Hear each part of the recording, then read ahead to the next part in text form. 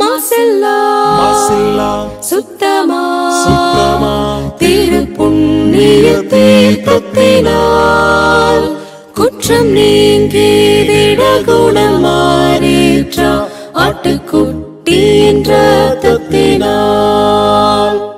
மாசில்லா சுத்தமா திருப்புண்ணிய தீர்த்தத்தினால் குற்றம் நீங்கி விடகுணம் மாறேற்ற ஆட்டுக்குட்டியின் இரத்தத்தினால். பிதாவாகிய தேவனுக்கும் நமது ஆண்டவராகிய இயேசு கிறிஸ்துவுக்கும் பரிசுத்த ஆவியானவருக்கும் இப்பொழுதும் எப்பொழுதும் சதா காலங்களிலும் மகிமை உண்டாயிருப்பதாக. நாம் யாவரும் தேவனை மகிமைப்படுத்தும்படியாக உற்சாகமாக பாடி தேவனை துதித்து அவருடைய நாமத்தை மகிமைப்படுத்துவோமாக. பாடல்களை வழிநடத்தத்தக்கதாக நம்மத்தில் இருக்கிற அன்பு சகோதரர்களை முன்னுக்கு வரும்படி அன்போடு அழைக்கிறேன். ஸ்தோத்திரம் துதி பாத்திரா உம்மை என்றும் என்றும் துதித்திடுவேன்.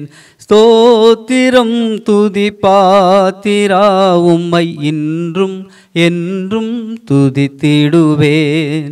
காத்தீரே என்னை கருத்தாக வழுவாமல் என்னை உமக்காக. காத்தீரே என்னை கருத்தாக வழுவாமல் என்னை உமக்காக. எடுத்தீர் என்னையும் உமக்காக, எடுத்தீர் என்னையும் உமக்காக. கொடுத்தீர் உம்மையும் எனக்காக. ஸ்தோத்திரம் துதி பாத்திரா உம்மை இன்றும் என்றும் துதித்திடுவேன். கண்ணின் மணி போல் காத்திரே உம்மை துதியே துதியே துதித்திடுவேன். கண்ணின் மணி போல் காத்திரே உம்மை துதியே துதியே துதித்திடுவேன். அண்ணலே உந்தன் அருளாலே அடியாரை கண் பார்த்தீரே. அண்ணலே உந்தன் அருளாலே அடியாரை கண் பார்த்தீரே. மன்னாயமக்கும் நீர்தானே, மன்னாயமக்கும் நீர்தானே. எந்நாளும் எங்கள் துணை நீரே. ஸ்தோத்திரம் துதி பாத்திரா உம்மை இன்றும் என்றும் துதித்திடுவேன். ஸ்தோத்திரம் துதி பாத்திரா உம்மை இன்றும் என்றும் துதித்திடுவேன். இந்த தொழுகையின் முதல் ஜெபத்தை தேவன சமூகத்துக்கு ஒரு பலி போல எடுக்கத்தக்கதாக நம்மத்தில் இருக்கிற சகோதரரை அன்போடு அழைக்கிறேன். பரலோகத்தில் வாசமாக இருக்கிற எங்கள் நல்ல பிதாவே, இக்காலத்தில் எங்களை அற்புதமாக வழிநடத்தி கொண்டு வருகிறவரே, உம் கிருபையாலும் உம் இரக்கத்தாலும் நாங்கள் வாழுகிறோம். எங்களால் ஆகுமென்று யோசிக்கும் தகுதி கூட இல்லாதவர்கள். எங்களுடைய தகுதியெல்லாம் உமது குமாரனும் எங்கள் ஆண்டவருமாகிய இயேசுவில் இருக்கிறது. இந்த நாளிலே அவர் மூலமாய் அவர் இரத்தத்தால் கழுவப்பட்டவர்களாய் பலவீனராகிய நாங்கள் ஆவியின் பலத்தால் உம் சமூகத்திலே வந்து உம்மை தொழுது கொள்ள காத்திருக்கிறோம். நல்ல பிதாவே, எல்லாருமாய் சேர்ந்து எங்களை ஒரு பலி போல மொத்தமாக பலிபீடத்தின் மேலே ஒப்புக் கொடுக்கிறோம். இந்த நாளில் உம்மை தொழுது கொள்வதனால் உண்டாகிற ஆசீர்வாதம், சமாதானம், சுகம் அனைத்தையும் பெற்றுக்கொள்ள வாஞ்சையாய் எங்களை தாழ்த்துகிறோம். எங்கள் பாவ குற்றங்களை மன்னித்து எங்களை சுகந்த வாசனையாக முகர்ந்து எங்களை பலியாக ஏற்றுக்கொண்டு ஆசீர்வதிப்பீராக. நீ செய்த எல்லா உபகாரங்களுக்காக நன்றி என்று சொல்வதை தவிர வேறொன்றும் எங்களிடத்தில் இல்லை. எங்களை தாழ்த்துகிறோம், உம்மை உயர்த்துகிறோம். இயேசு கிறிஸ்துவின் பரிசுத்த நாமத்தில் துதித்து ஜெபிக்கிறோம் பிதாவே, ஆமென். கர்த்தராகிய இயேசு கிறிஸ்துவினுடைய நாமத்திலே உங்களை வாழ்த்தி மகிழ்ச்சி அடைகிறேன். பூமியிலே நீங்கள் எங்கே இருந்தாலும் தேவன் ஆவியாக இருக்கிறார். அவரை தொழுது கொள்கிறவர்கள் அவரை ஆவியோடும் உண்மையோடும் தொழுது கொள்ள வேண்டும். இந்த அற்புதமான கர்த்தருடைய நாளில் நீங்கள் தேவனுடைய சமூகத்தில் வணக்கமாய் விழுந்து பணிந்து கர்த்தரே தேவன் என்று அறியுங்கள். கர்த்தர் பரிசுத்தர் பரிசுத்தர் பரிசுத்தர் என்று அவருடைய நாமத்தை துதியுங்கள். இந்த நாட்களில் நம்முடைய ஆத்தும செய்தியாக, நம்முடைய ஆசீர்வாதமாக லூக்கா எழுதிய திருவார்த்தை 7ஆம் அதிகாரம் முதல் 10 வசனங்களை நான் தெரிந்து கொண்டிருக்கிறேன். உங்களுடைய வீட்டிலே இந்த முழு பகுதியை வாசித்து பாருங்கள். இங்கே ஒரு நூற்றுக்கு அதிபதியை குறித்து படிக்கிறோம். அந்த காலத்தில் இயேசு வாழ்ந்த நாட்களில் ஒரு நூற்றுக்கு அதிபதிக்கு மிகப்பெரிய அதிகாரம் இருந்தது. மேலிடத்தில் உத்தரவு கேட்காமல் ஒருவரை கொல்லவோ தண்டிக்கவோ அவருக்கு அதிகாரம் இருந்தது. அவ்வளோ பெரிய அதிகாரம் உடைய ஒரு மனிதனாக அக்கால நூற்றுக்கு அதிபதிகள், செஞ்சுரியன்ஸ் அழைக்கப்பட்டார்கள். அப்பேற்பட்ட ஒரு மனிதன் தன்னுடைய வேலைக்காரனுக்காக இயேசுனிடத்தில் வந்து மன்றாடுகிறார். என்னுடைய வேலைக்காரன் மரண அவஸ்தையாக இருக்கிறான், அவனை நீங்கள் சுகமாக்க வேண்டும் என்று சொன்னான். சகோதரர்களே, இந்த நூற்றுக்கு அதிபதி தன்னுடைய அதிகாரம் என்ன என்பதை நன்றாக அறிந்திருக்கிறான். கிறிஸ்துவனிடத்தில் எப்பேற்பட்ட அதிகாரம் இருக்கிறது என்பதையும் நன்றாக அறிந்திருக்கிறான். இயேசுனிடத்தில் அவன் வந்து, நீர் ஒரு வார்த்தை சொன்னால் என்னுடைய வேலைக்காரன் பிழைப்பான் என்று சொல்லும்போது நான் வருகிறேன் என்று இயேசு சொன்னார். ஆனால் அவனோ, நீர் என்னுடைய வீட்டுக்கு வர வேண்டாம், நான் பாத்திரன் அல்ல, ஒரே ஒரு வார்த்தை சொல்லுங்கள், அது எனக்கு போதும். எவ்வளோ பெரிதான ஒரு வார்த்தையை அவன் பேசினான் என்று பாருங்கள். ஒரே ஒரு வார்த்தை சொன்னால் போதும் என்று சொல்கிறான். என் அன்பு சகோதரர்களே, இந்த மனிதனை பற்றிய சில கருத்துகள் நமக்கு மிகவும் ஆச்சரியமாக இருக்கிறது. முதலாவது, அவன் தன்னுடைய வேலைக்காரன் மேலே அன்பு செலுத்துகிறவனாக இருக்கிறான். இரண்டாவது, லூக்கா 7ஆம் அதிகாரம் 3வது வசனத்தில் அன்றைய யூத தலைவர்களாகிய மூப்பர்கள் அவனிடத்தில் மதிப்பு வைத்திருந்தார்கள். அந்த மூப்பர்கள் அவனை கனப்படுத்தினார்கள். அது நிமித்தம் அவர்கள் போய் இயேசுனிடத்தில் கருத்தாக வேண்டிக் கொண்டார்கள் என்று நாம் படிக்கிறோம். அது மாத்திரமல்ல, இந்த நூற்றுக்கு அதிபதியினுடைய கடந்த கால செய்தி ஒன்றை அங்கே சொல்கிறார்கள். இவன் நம்முடைய ஜனத்தை அதிகமாக நேசிக்கிறான். He love our people. நமது ஜனத்தை அவன் நேசிக்கிறான் என்று சொன்னார்கள். கூடுதலாக இன்னொரு செய்தி, நம்முடைய ஜனத்துக்காக ஒரு ஜெப ஆலயத்தை அவன் கட்டியிருக்கிறான் என்ற ஒரு தகவலை சொல்லுகிறார்கள். இதை 7ஆம் அதிகாரம் 5வது வசனத்தில் படிக்கிறோம். இதையெல்லாம் நம்ம கூட்டி பார்க்கும்போது எவ்வளவு நற்கிரியை நிறைந்த ஒரு மனிதனாகவே இருக்கிறான். தன்னுடைய வேலைக்காரன் மீது அன்பு வைக்கிறான். மூப்பர்களை நன்றாக அறிந்திருக்கிறான். ஜனங்களின் தொழுகைக்காக ஜெப ஆலயத்தை கட்டி தருகிறான். இந்த மனிதன் எவ்வளவோ அதிகாரம் உடையவனாக இருந்தும் கிறிஸ்துவுக்கு முன்பாக தன்னுடைய அதிகாரம் ஒன்றுமில்லை என்று சொல்கிறான். பாருங்கள், 7வது அதிகாரம் 8வது வசனம், நான் அதிகாரத்துக்கு கீழ்ப்பட்டவனாக இருந்தும் எனக்கு கீழ்ப்பட்டிருக்கிற சேவகரும் உண்டு. நான் ஒருவனை போ என்றால் போகிறான், மற்றொருவனை வா என்றால் வருகிறான், என் வேலைக்காரனை இதை செய் என்றால் செய்கிறான் என்று நான் சொன்னதாக சொல்லுங்கள் என்று அவர்களை அனுப்பினான். அதாவது, எனக்கு கீழே இருக்கிற மனிதர்கள் எனக்கு எவ்வளோ கீழ்ப்படுகிறார்கள். ஒருவனை போ என்று சொன்னால் போகிறான், வா என்று சொன்னால் வருகிறான். எவ்வளோ பெரிய அதிகாரம்.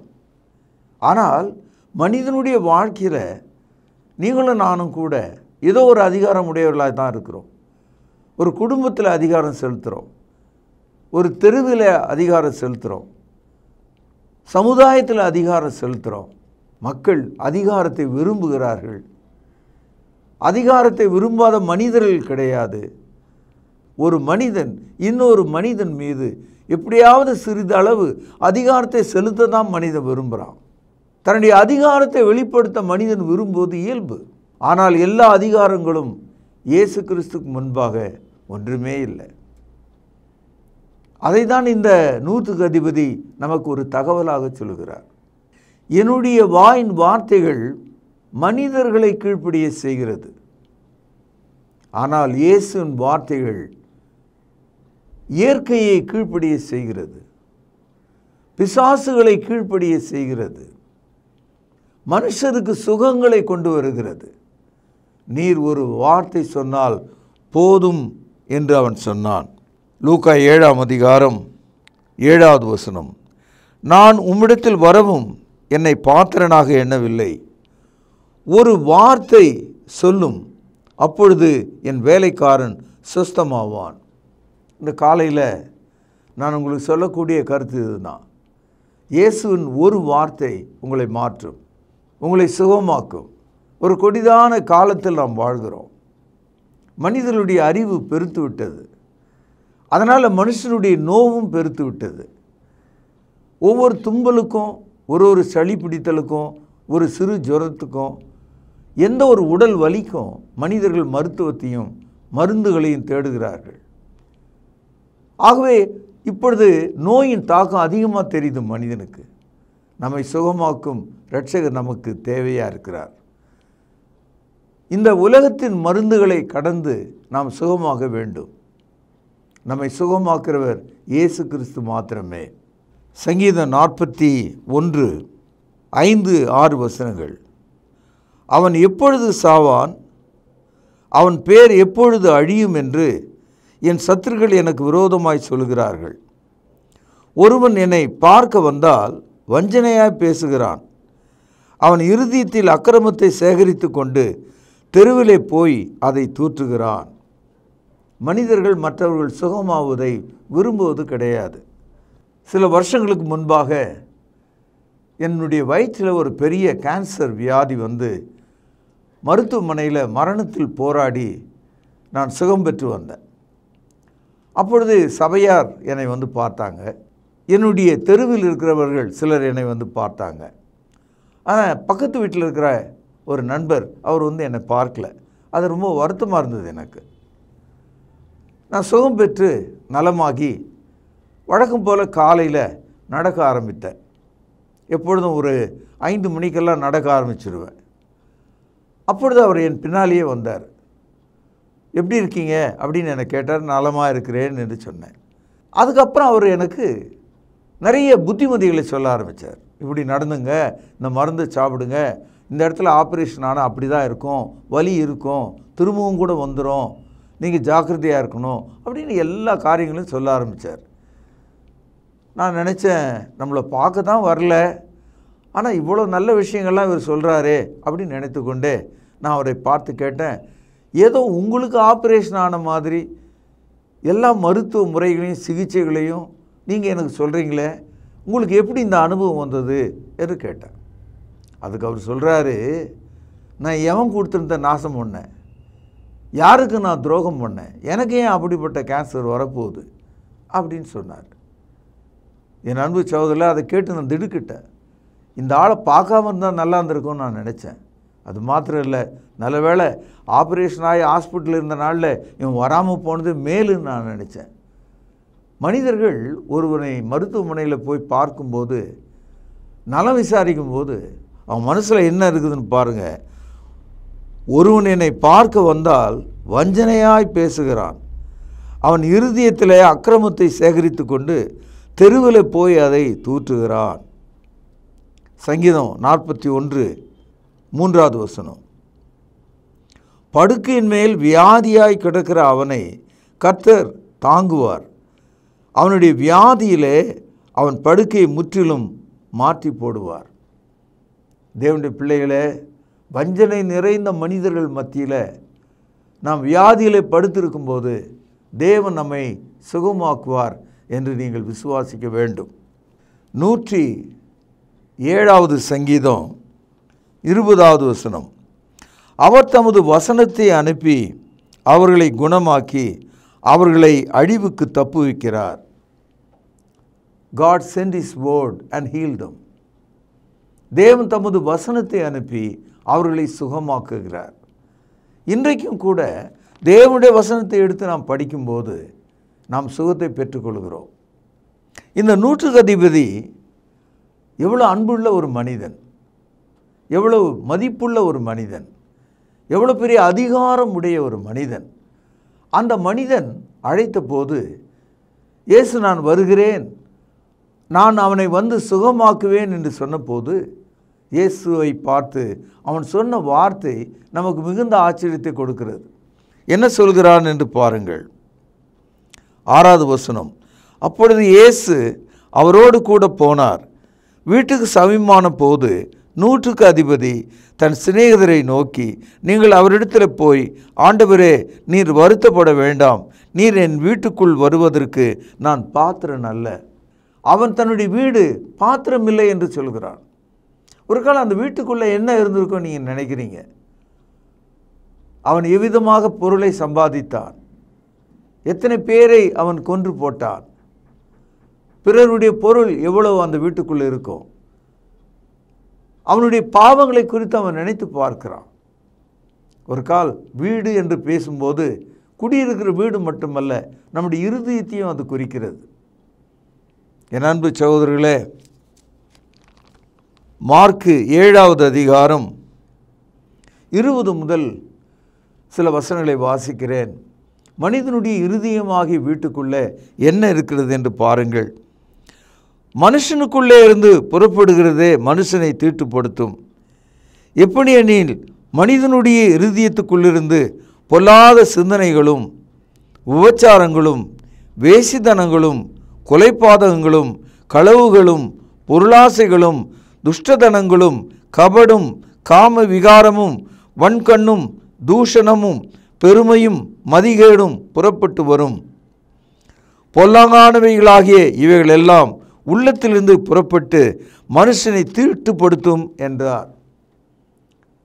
100க்கு அதிபதி இயேசு தன்னுடைய வீட்டுக்குள் வருவதற்கு நான் பாத்திரன் அல்ல என்று சொன்னதற்கு நான் காரணம். இந்த காலையில் இந்த இயேசு நம்முடைய இருதயத்தின் அருகில் இருக்கிறார். நாம் மனம் திரும்ப வேண்டும், நம்முடைய வீட்டை சுத்தம் செய்ய வேண்டும். நமது ஆண்டவராக இருக்கிற இயேசுவின் இரத்தத்தாலே நாம் கழுவப்பட வேண்டும். அவருடைய வார்த்தை நம்முடைய இருதயத்துக்குள் வரும், நம்மை அது சுகமாக்கும். நம்முடைய தாய் தகப்பனை படுக்கையிலிருந்து எழுப்பும், மனைவி குழந்தைகளை அது சுகமாக்கும். இயேசுவினிடத்தில் சுகமாக்கும் வார்த்தை இருக்கிறது. Jesus has the powerful word of healing. அவருடைய சரீரத்தில், அவருடைய காயத்தில் ஏற்பட்ட தழும்பினாலே அவர் நம்மை சுகமாக்குகிறார். 1 பேதுரு 2வது அதிகாரம் 24வது வசனம். நாம் பாவங்களுக்கு செத்து நீதிக்கு பிழைத்திருக்கும்படி அவர் தாமே தமது சரீரத்தில் நம்முடைய பாவங்களை சிலுவின் மேல் சுமந்தார், அவருடைய தழும்புகளால் குணமானீர்கள். இயேசுனுடைய தழும்பு அவருடைய உயிர்த்தெழுதலில் இருக்கிறது. அவர் மரிக்கும்போது அவருடைய உடல் காயப்பட்டது. அவர் அடக்கம் பண்ணப்பட்டு உயிர்த்தெழுந்த போது அது தழும்புகளாக இருந்தது.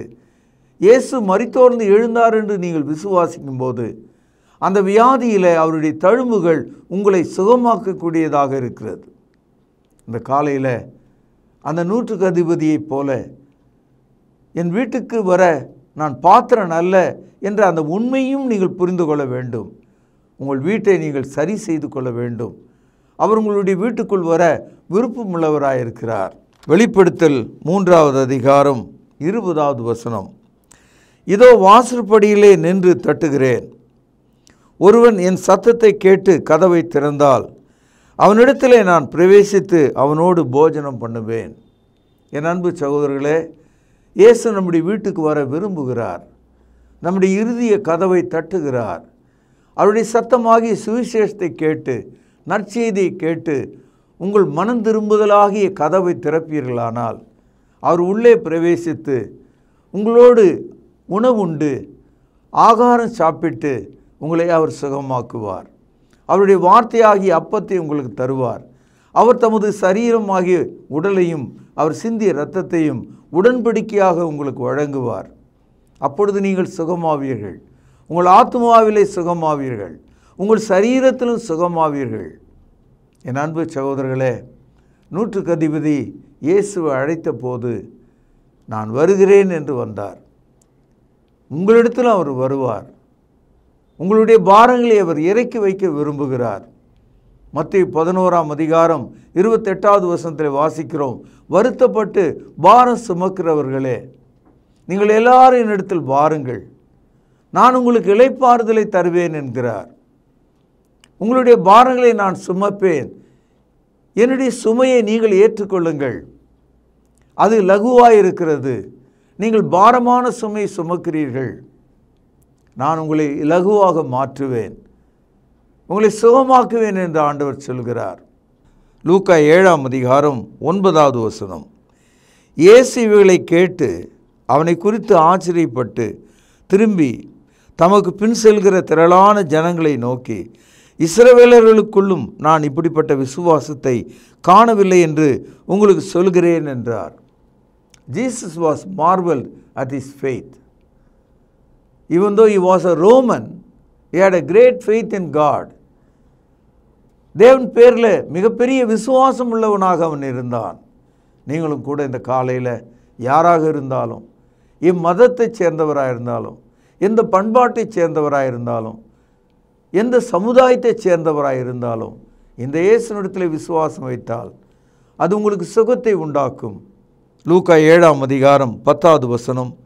அனுப்பப்பட்டவர்கள் வீட்டுக்கு திரும்பி வந்தபோது வியாதியாய் கிடக்கிற வேலைக்காரன் சுகமடைந்திருக்கிறதை கண்டார்கள். ஒரு வார்த்தை சொல்லும் என்று கேட்டான். அந்த வார்த்தை அவனுடைய வீட்டுக்குள் வந்தது. அந்த வேலைக்காரன் சுகமானான். அவன் ஆச்சரியப்பட்டான். இன்றைக்கும் தேவனுடைய வார்த்தை உங்கள் இருதயமாகி வீட்டுக்குள் வந்திருக்கிறது. இயேசு சுகமாக்கும் வார்த்தையாக இருக்கிறார். Christ is the healing word. He heal your spiritual sin and physical sickness. உன் ஆவிக்குரிய நோயையும் உன் சரீரத்தினுடைய நோயையும் அவர் சுகமாக்குறவராக இருக்கிறார். அவர் நம்முடைய பாடுகளை ஏற்றுக்கொண்டு மெய்யாகவே நம்முடைய இடத்துல அவர் தண்டிக்கப்பட்டார். ஏசாயா 43வது அதிகாரம் 2வது வசனம். நீ தண்ணீர்களை கடக்கும்போது நான் உன்னோடு இருப்பேன், நீ ஆறுகளை கடக்கும்போது அவைகள் உன் மீது புரளுவதில்லை, நீ அக்னியிலே நடக்கும்போது வேகாதிருப்பாய், அக்னி ஜுவாலை உன் பேரில் பற்றாது. வாழ்க்கையின் மிகப்பெரிய போராட்டங்களை நாம் கடக்கிறோம். பெரு வெள்ளத்தை கடக்கிறோம், பெரு ஆறுகளை கடக்கிறோம், பெரும் அக்னியை கடக்கிறோம். நம்முடைய வாழ்க்கை அப்படி தான் இருக்கிறது. கடவுள் நம்மை காப்பாற்றுகிறவராக இருக்கிறார். ஆகவே இந்த காலையில் அந்த 100க்கு அதிபதியின் விசுவாசம் நம்முடைய விசுவாசமாக இருக்க வேண்டும். நான் பாத்திரன் அல்ல என்று சொல்லக்கூடிய மனம் திரும்புதலுக்குரிய விசுவாசியாக நீங்கள் இருக்க வேண்டும். லூக்கா எழுதிய சுவிசேஷம் 15வது அதிகாரம், லூக்கா எழுதிய சுவிசேஷம் 15வது அதிகாரம் 21வது வசனம். குமாரன் தகப்பனை நோக்கி, தகப்பனே, பரத்துக்கு விரோதமாகவும் உமக்கு முன்பாகவும் பாவம் செய்தேன், இனிமேல் உம்முடைய குமாரன் என்று சொல்லப்படுவதற்கு நான் பாத்திரன் அல்ல என்று சொன்னான். இந்த ஒரு வார்த்தை அந்த தகப்பனை மாற்றிவிட்டது. அந்த ப்ராடிகல் சன், அந்த இளைய குமாரன் எல்லாவற்றையும் இழந்து நோய் கொண்ட ஒருவனாக, அடையாளம் தெரியாத ஒருவனாக, பலவீனனாக, மரணப்படுக்கையில் இருக்கிறவனைப் போல அவன் தகப்பனுக்கு முன்பாக வந்து நின்று, பரத்துக்கு விரோதமாகவும் உமக்கு விரோதமாகவும் நான் பாவம் செய்தேன், உம்முடைய பிள்ளை என்று சொல்வதற்கு எனக்கு எந்த தகுதியும் இல்லை, பாத்திரன் நான் இல்லை, ஐ எம் நாட் worthy என்று சொன்னான். நான் பாத்திரன் அல்ல என்று சொன்னான். இதே கருத்தை தான் அந்த ரோம 100க்கு அதிபதி சொல்கிறார், என் வீட்டுக்கு வருவதற்கு நான் பாத்திரன் அல்ல. The moment you understand that you are unworthy, God puts the richest grace of God so that you may become worthy in the sight of Him. எப்பொழுது நீங்கள் நான் பாத்திரன் அல்ல, நான் ஒரு பாவியாகிய மனிதன் என்று நீங்கள் ஒப்புக்கொள்ளும்போது அவர் தமது ஐஸ்வர்யமான கிருபையை உங்களுக்குள் இறக்குகிறார். என் அன்பு சகோதரர்களே, இந்த நாளில் நீங்கள் கேட்ட இந்த செய்தி இந்த வாரமும் உங்களுடைய எதிர்காலமும் ஆசீர்வதிக்கப்படத்தக்கதாக, தெய்வீக சுகம் உங்களுக்குள் வாழும்படியாக உங்களை ஆசீர்வதித்து நற்செய்தியை நிறைவு செய்கிறேன். பிரார்த்தனை செய்வோம்.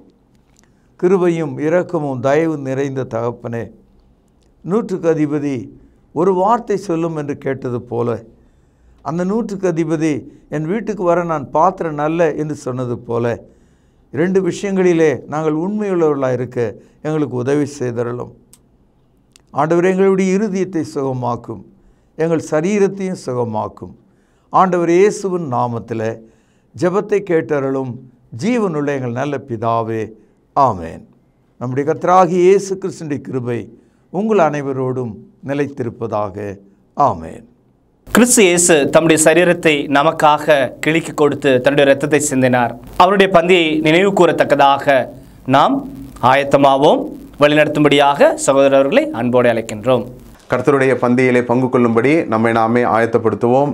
ஆண்டவராகிய இயேசு கிறிஸ்து காட்டி கொடுக்கப்பட்ட அன்று ராத்திரியிலே அப்பத்தை எடுத்து ஆசீர்வதித்து, இதை பிட்டு நீங்கள் வாங்கி புசியுங்கள், இது உங்களுக்காக பிற்கப்படுகிற என்னுடைய சரீரமாய் இருக்கிறது என்று சொல்லியிருக்கிறார். அப்பத்திற்காக நாம் ஜெபித்து இதில் பங்கு கொள்வோம். பரிசுத்தமும் இரக்கமும் தயவும் கிருபையும் நிறைந்த நல்ல ஆண்டவரே, உம்முடைய குமாரனாகிய இயேசு கிறிஸ்து சிலுவையிலே எங்களுடைய பாவங்களுக்காக தன்னுடைய இன்னுயிரை கொடுக்கும் பொழுது அவருடைய சரீரம் கிழிக்கப்பட்டது. அதற்கு ஒப்பாக இங்கு புளிப்பில்லாத அப்பம் இது வைக்கப்பட்டு இருக்கிறதப்பா.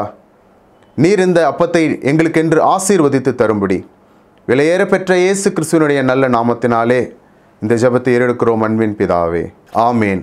அவர் அந்தபடியே பாத்திரத்தையும் எடுத்து, இந்த பாத்திரம் என் இரத்தத்தினால் ஆகிய புதிய உடன்படிக்கையாய் இருக்கிறது, என்னை நினைவு கூறும்படி இதை செய்யுங்கள் என்று சொல்லியிருக்கிறார். நாமும் கூட அவ்வண்ணமாகவே இதில் செய்யும்படியாக நாம் ஒன்று சேருவோம். தேவன் இந்த ரசத்தை ஆசீர்வதித்து தரும்படி நாம் ஜெபிப்போம். வானத்தையும் பூமியும் உண்டாக்கின சர்வ வல்லமையுள்ள எங்கள் நல்ல பிதாவே, என்னை நினைவு கூறும்படி இதை செய்யுங்கள் என்று சொல்லியிருக்கிறபடியே நாங்கள் செய்யும்படி வந்து நிற்கிறோம். இந்த ரசத்தை நீர் ஆசீர்வதித்து தாரும். குற்றமில்லாத மாசற்ற இதோ தகப்பனே, அந்த ரத்தம் எங்களுடைய பாவங்களுக்காக சிந்தப்பட்டது என்பதை நாங்கள் நினைத்து இதில் பங்கு கொள்ளும்படி, பயபக்தியோடு பங்கு கொள்ளும்படி எங்களை உற்சாகப்படுத்தும். எங்களை தாழ்த்துகிறோம். இந்த ரசத்தை நீர் ஆசீர்வதித்து தாரும். இயேசுவின் நல்ல நாமத்தில் இந்த ஜெபத்தை எடுக்கிறோம் அன்பின் பிதாவே, ஆமேன். பலிபீடத்தில் என்னை பரனே படைக்கிறேனே இந்த வேளை, அடியேனை திருசித்தம் போல ஆண்டு நடத்திடுமே, அடியேனை திருசித்தம் போல ஆண்டு நடத்திடுமே. கல்வாரியின் அன்பினையே கண்டு விரைந்தோடி வந்தேன், கழுவும் திரு ரத்தத்தாலே கரை நீங்க இருதயத்தை, கழுவும் திரு ரத்தத்தாலே கரை நீங்க இருதயத்தை, ஆவியோடாத்மா சரீரம் அன்பரே உமக்கென்றும் தந்தேன், ஆலயமாக்கியே இப்போ ஆசீர்வதி தருளும். கல்வாரியின் அன்பினையே கண்டு விரைந்தோடி வந்தேன், கழுவும் திரு ரத்தத்தாலே கரை நீங்க இருதயத்தை, கழுவும் திரு ரத்தத்தாலே கரை நீங்க இருதயத்தை, சுயம் என்னில் சாம்பலாய் மாற சுத்தாவியே அனல் மூட்டும், ஜெயம் பெற்று மாமிசம் சாக தேவாருள் செய்குவீர். கல்வாரியின் அன்பினையே கண்டு விரைந்தோடி வந்தேன், கழுவும் திரு ரத்தத்தாலே கரை நீங்க இருதயத்தை, கழுவும் திரு ரத்தத்தாலே கரை நீங்க இருதயத்தை. இறுதியாக நாம் ஜெபித்து இந்த தொழுகையை நிறைவு செய்வோம். ஜெபிப்போம். கிருபையும் அன்பும் இரக்கமும் நிறைந்த பரம்பிதாவே, உம்மை தொழுது கொள்வது எவ்வளவு பெரிதான ஸ்லாக்கியம். அந்த ஸ்லாக்கியத்தை நீர் இந்த நாளில் எங்களுக்கு தந்தீரே, அதற்காக நன்றி தகப்பனே. நாங்கள் ஜெபித்த ஜெபங்களை நீர் அங்கீகரிக்க வேண்டுமாய் ஜெபிக்கிறோம். கிருபையின் பிதாவே, நாங்கள் கேட்ட வார்த்தைகளுக்காக நன்றி. அவைகள் எங்களுடைய இருதயத்தில் வைத்து அதன்படி எங்களுடைய வாழ்க்கை மறுரூபமாக நீர் தயவு செய்தல் வேண்டுமாய் ஜெபிக்கிறோம். பிதாவே, நீர் எங்களுக்கு இந்த வாரத்தில் ஆசீர்வாதமாக கொடுத்த வருமானத்திலிருந்து உமக்கென்று கொடுக்க நீர் எங்களுக்கு பாராட்டின தயவுக்காக நன்றி. இப்படியாக நாங்கள் கிறிஸ்துவனுடைய மரணத்தை நினைவு கூற நீர் தயவு பாராட்டினீர். எங்களுக்காக கிறிஸ்து தன்னுடைய சரீரத்தை கிழித்து இரத்தத்தை சிந்தினார். அதை நாங்கள் புசிக்கவும் பானம் பண்ணவும் நீர் தயவு பாராட்டினீர். இப்படியாக தாப்பனே, நாங்கள் ஏறெடுத்த இந்த தொழுகையை நீர் தாமே அங்கீகரிக்க வேண்டுமாகவும் ஆசீர்வதிக்க வேண்டுமாக ஜெபிக்கிறோம். தாப்பனே, சுவீனமாக இருப்பவர்களுக்கு உம்முடைய சுகத்தையும் ஆரோக்கியத்தையும் கட்டளை விடமாக ஜெபிக்கிறோம். காத்துக்கொள்ளும் வழி நடத்தியறலும் இயேசு கிறிஸ்து மூலம் அனுப்பிக்கிற நல்ல பரம்பிதாவே, ஆமென்.